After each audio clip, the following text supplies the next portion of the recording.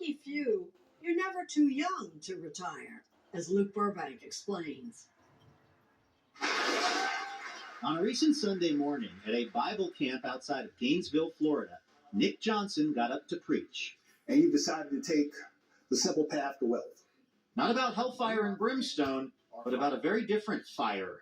Financial independence, retire early. Ultimately, at the end of the day, financial independence really ain't about us. It's about the people that we love and the causes that we care about. This was Camp 5, and its attendees were retirees and aspiring retirees who looked a little on the young side. Our first date, he had a coupon. When Johnson met his wife, Adina, some 30 years ago, she knew right away he was a saver. I did use a coupon. And I'm not ashamed about it. So I knew that if I presented a coupon and she had an issue with it, she was not my soulmate. Adina, what went through your mind when you saw that coupon come out? How many other coupons do you have? What's the best deal? Wait a minute. Let's see what we can do here.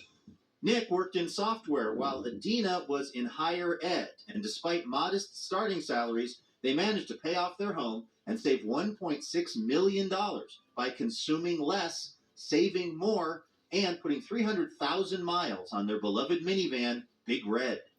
I shared this with Adina. I always wanted to be to the point that when I got 50, I didn't want to have to work.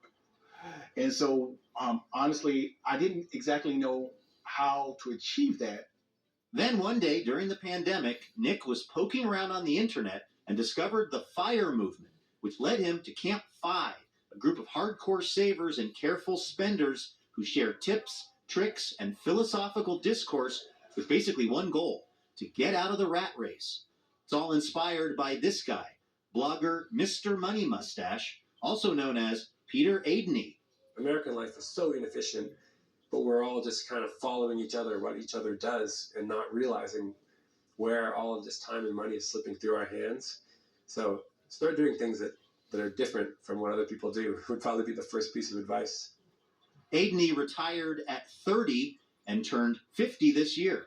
I often think that because I retired so early, I've lived a lot longer than a normal 50-year-old. Like, I feel like I retired 100 years ago because I've had so many experiences. It's a great antidote to the usual thing where people say life goes by too fast and you miss it. However, it doesn't solve your happiness problems. You know, one of my friends, who's also a blogger, says like he still had to confront some demons and some emotional issues, and taking away his job just exposed them more because he could no longer distract himself from them. The key to saving for retirement, according to Adeney, is to figure out what's important to you and trim your spending everywhere else. You know, as you start to elaborate what's important to you, realize, like, I'm going to minimize the amount of money I spend because that's my life energy. And there's some formula that arises in your mind of, like, the less I spend, the more life I have.